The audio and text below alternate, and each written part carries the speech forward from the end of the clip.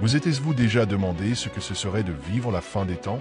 Pas comme dans un film de science-fiction, mais comme le décrivent les Écritures, des trompettes retentissant dans le ciel, des créatures terrifiantes surgissant de l'abîme sans fond, et le ciel lui-même devenant le théâtre d'une guerre spirituelle. Eh bien, oui, le livre de l'Apocalypse n'est pas seulement symbolique ou métaphorique, c'est un avertissement, un appel à la vigilance spirituelle au cœur d'une rébellion spirituelle déjà en marche sous nos yeux.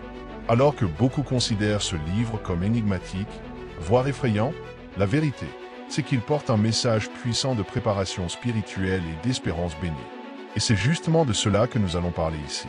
En plongeant dans les images saisissantes des 7 trompettes et du jugement dernier qui approche, vous comprendrez non seulement le symbolisme biblique derrière ces prophéties, mais vous verrez aussi à quel point votre foi et votre relation avec le Christ peuvent être le seul véritable bouclier face au chaos.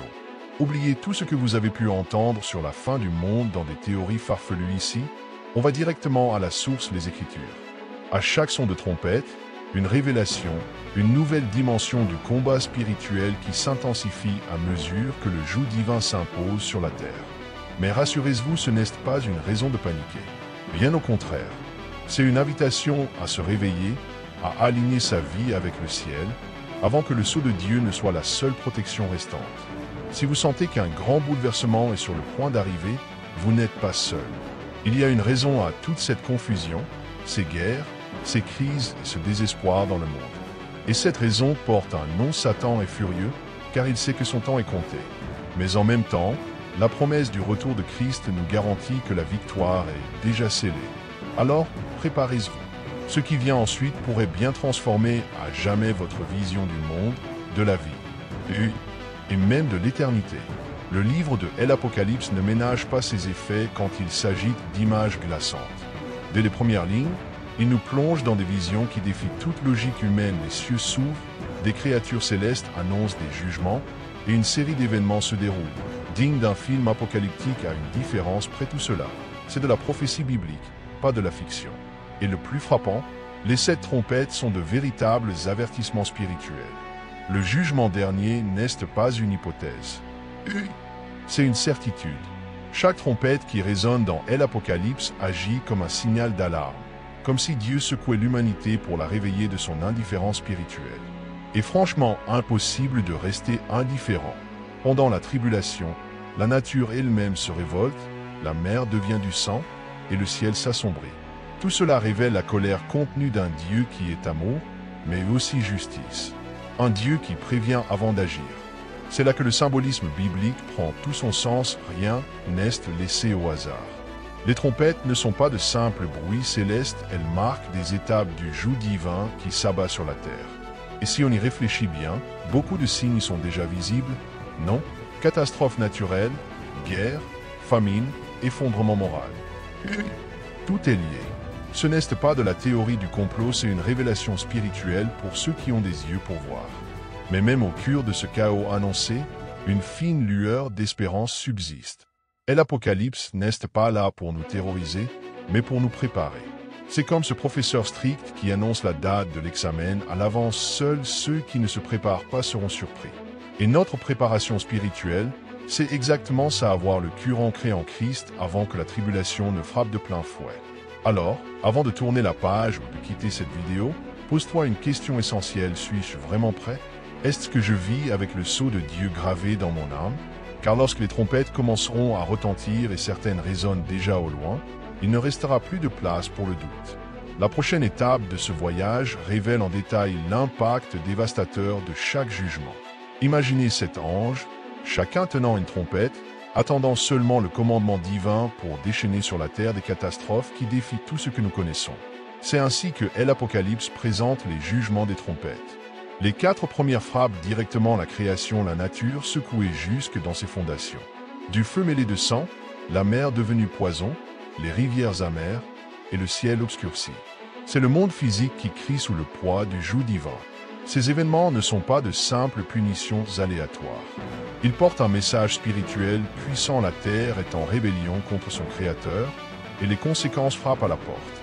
Quand la mer devient sang et que les étoiles tombent comme des figues mûres, Dieu dit: réveillez-vous. Le temps de la complaisance est terminé. Et soyons honnêtes, on peut ignorer un sermon, mais pas un océan en flammes. La tribulation est décrite avec des détails effrayants, mais rien n'est sans but. Et si les 4 premières trompettes sont déjà terrifiantes, les 3 dernières le sont encore plus. Elles sont appelées des malheurs, comme si le ciel lui-même pleurait ce qui va arriver. C'est ici que l'Apocalypse devient encore plus intense, les forces démoniaques commencent à se manifester. Des créatures grotesques, issues de l'abîme sans fond, surgissent avec un objectif clair, tourmenter ceux qui n'ont pas le sceau de Dieu. Et ce n'est pas une exagération symbolique, c'est une réalité spirituelle déguisée en avertissement. Le plus effrayant, ces événements n'affectent pas tout le monde. Il y a une distinction claire entre ceux qui portent le sceau de Dieu et ceux qui vivent à la marge de la foi. Cela devrait nous pousser à réfléchir où en est notre vigilance spirituelle. Sommes-nous en train de nous préparer uniquement pour le succès terrestre ou aussi pour le combat spirituel qui s'annonce? Car, une fois que les anges déchus seront libérés, il ne restera plus de temps pour choisir son camp. C'est comme refuser de se mettre à l'abri alors qu'une tempête a déjà été annoncée. Les trompettes sonnent comme des sirènes spirituelles et chacune d'elles nous invite, ou plutôt, nous supplie de changer de direction. La prochaine révélation de l'Apocalypse nous plonge au cœur de cette guerre invisible là où les sauterelles démoniaques et les anges déchus occupent la scène principale de la destruction. Et là, le décor devient encore plus sombre. Lorsque la 5e trompette retentit, quelque chose de terrifiant se produit, un ange tombe du ciel avec la clé de l'abîme sans fond et en tournant cette clé, il libère une armée de créatures qui défient toute logique et glace l'âme. Ces fameuses sauterelles démoniaques ne ressemblent en rien aux insectes que nous connaissons, ce sont des hybrides grotesques, visages humains, cheveux de femme, dents de lion, queue de scorpion. C'est comme si l'enfer avait mélangé ses pires cauchemars pour les lâcher sur la terre. Ces êtres ne sont pas là pour jouer. Ils ont une mission précise, tourmenter ceux qui n'ont pas le sceau de Dieu. Et fais bien attention à ce détail, leur but n'est pas de tuer, mais de torturer. Et pas pendant un jour, mais pendant 5 mois. C'est une punition limitée dans le temps, mais d'une intensité telle que la Bible dit que les gens souhaiteront mourir sans y parvenir. Cela montre le niveau de fureur, libérer une fureur spirituelle qui dépasse toute souffrance physique imaginable. Et tout cela sort de l'abîme sans fond, un lieu qui symbolise non seulement une prison spirituelle, mais aussi la source de toute corruption et rébellion contre Dieu. Ce ne sont pas seulement des sauterelles monstrueuses qui en sortent, mais aussi le roi Abaddon, ou Apollyon, le destructeur. C'est ici que le symbolisme biblique prend tout son poids. Rien de ce qui est écrit dans l'Apocalypse n'est là par hasard. C'est un langage fort, destiné à révéler des réalités spirituelles bien plus proches qu'on ne le pense. Et les anges déchus, ils entrent eux aussi en scène, libérés comme des généraux des ténèbres, menant des forces spirituelles contre l'humanité. Tu te souviens de ces films où des portails s'ouvrent et des monstres en surgissent? Eh bien cette fois, c'est réel. Ce sont des êtres autrefois enchaînés qui ont maintenant la liberté d'agir pendant la tribulation. Pourquoi? Parce que le joug divin est en train d'être déversé et la justice de Dieu, autrefois retenue, se manifeste désormais avec toute sa force. Mais au milieu de tout ce chaos surnaturel, une question résonne plus fort que le reste qui porte le sceau de Dieu. Celui qui vit en Christ, même entouré par les ténèbres, est protégé. Il peut sentir les vents de la bataille, mais il ne sera pas touché. Ici, la foi devient un véritable bouclier. Et la prochaine étape de ce voyage nous invite à regarder à l'intérieur de nous-mêmes, car avant d'affronter le monde extérieur, il faut d'abord trouver la paix dans notre monde intérieur. Imaginez un lion enfermé pendant des siècles. Furieux, affamé, aux aguets, attendant le moment d'être relâché. C'est exactement ainsi que l'Apocalypse décrit Satan dans les derniers jours.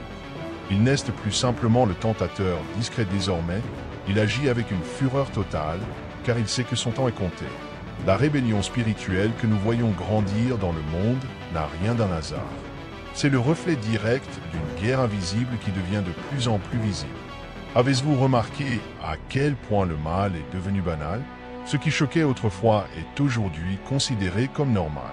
Ce qui était clairement un péché est maintenant vu comme un choix de vie. Ce n'est pas une coïncidence, c'est une stratégie. Satan ne se présente pas avec des cornes et une fourche, il se déguise en lumière, séduit avec de beaux discours, manipule à travers la culture, les médias, la politique, tout cela pour éloigner les gens de la vérité. Et plus il y parvient, plus le chaos s'installe. C'est son rugissement qui résonne sur la terre. Mais contrairement à un lion ordinaire, cet ennemi n'est pas invincible. Christ l'a déjà vaincu à la croix.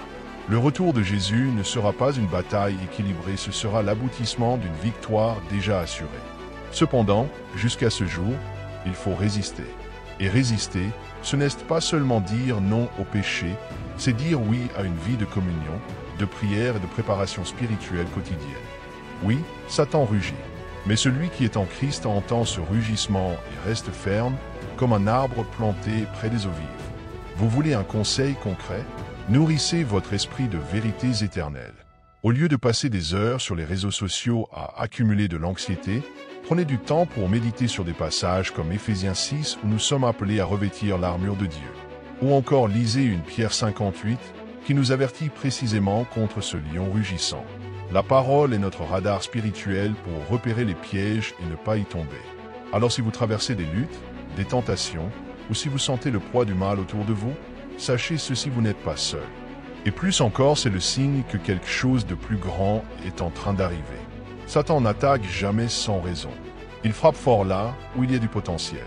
Et dans la suite de ce voyage, nous verrons que, malgré tout le chaos, le message de l'Apocalypse est en réalité une déclaration de victoire et d'espérance. Quand tout semble s'effondrer autour de nous, il y a une vérité qui reste solide comme une ancre spirituelle. Dieu accomplit ce qu'il promet. Au cœur même de l'Apocalypse, entre jugement, trompette et guerre céleste, une lumière d'espérance apparaît, la garantie céleste donnée par le Christ. Dans Tite 2:13, nous sommes rappelés à la bienheureuse espérance et à la glorieuse manifestation de notre Sauveur. Autrement dit, le retour de Jésus n'est pas juste un événement futur. C'est la plus grande promesse qui soutient notre foi aujourd'hui. La Bible est remplie de ces promesses.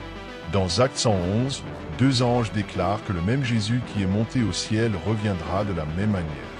Ce n'est pas un langage symbolique, c'est littéral. Et cette certitude devrait nous pousser à vivre dans une vigilance spirituelle constante. On ne peut plus remettre notre foi à plus tard ou repousser ce que Dieu veut transformer maintenant. Le salut est un don, mais vivre en tant que sauvé est une décision quotidienne, remplie de sens. Un exemple concret, prenez un carnet et écrivez toutes les promesses bibliques que vous trouvez en lisant. Commencez par Jean, passez par Romains, puis Hébreux. Vous serez surpris du nombre de garanties que Dieu a laissées par écrit. Quand la peur s'installe, lisez ces promesses à voix haute. Quand le découragement arrive, priez en les tenant dans vos mains. Ce genre de pratique simple renforce l'esprit et éclaire la pensée face aux incertitudes de la fin des temps. La préparation spirituelle, c'est comme préparer sa maison pour accueillir un invité spécial. Sauf que dans ce cas, l'invité, c'est le roi des rois. Et il peut frapper à la porte à tout moment. Êtes-vous prêt à l'accueillir? Vivez-vous les yeux tournés vers le ciel, ou êtes-vous encore prisonnier des illusions de la terre? Les promesses de Dieu sont le pont entre le présent et l'éternité. Et chaque pas de foi vous rapproche de cette destination. Et l'Apocalypse ne se termine pas dans la destruction, elle se termine dans la restauration. Un nouveau ciel, une nouvelle terre, un nouveau départ pour ceux qui persévèrent. Mais jusqu'à ce jour, il faut rester vigilant, prier, croire et vivre les yeux levés vers le ciel. Maintenant que vous avez reçu ces révélations, une question reste en suspens, qu'allez-vous en faire? Maintenant que vous avez parcouru ces révélations intenses de l'Apocalypse, des trompettes terrifiantes aux sauterelles démoniaques, de l'abîme sans fond jusqu'à la victoire en Christ, une question résonne. Et maintenant, comment cette vision impacte-t-elle votre vie concrète? Vivez-vous vraiment comme quelqu'un qui croit que la fin des temps est plus proche qu'il n'y paraît? Ou êtes-vous encore prisonnier du bruit du monde, oubliant l'appel à la préparation spirituelle? Ce n'est pas un appel à la peur, mais à l'action. Quels nouveaux réflexes pouvez-vous adopter dès aujourd'hui? Peut-être réserver un moment chaque jour pour lire la Bible, prier avec intention avant de dormir, ou même parler de Dieu à quelqu'un qui sait s'éloigner. Et l'Apocalypse n'est pas qu'un avertissement prophétique, c'est une lettre d'amour urgente, adressée à ceux qui remettent encore leurs décisions pour Christ à plus tard. Et vous, êtes-vous prêt à vivre avec ce but? Avez-vous déjà imaginé ce que serait votre vie si cette espérance bénie devenait votre priorité quotidienne? À quoi ressembleraient vos choix, vos relations, vos décisions? Souvenez-vous, veiller ne signifie pas vivre dans la peur, cela signifie vivre avec intention. C'est savoir que chaque jour est une nouvelle occasion d'aligner son cœur avec le ciel. Si ce message vous a parlé, alors il est temps d'agir. Ne laissez pas cette flamme s'éteindre. Partagez ce contenu avec ceux qui ont besoin de l'entendre, laissez vos réflexions en commentaire et surtout restez fidèles jusqu'à la fin.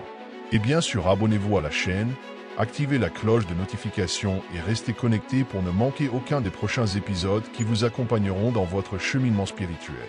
Il reste encore tant de choses à révéler et vous ne voudrez rien rater.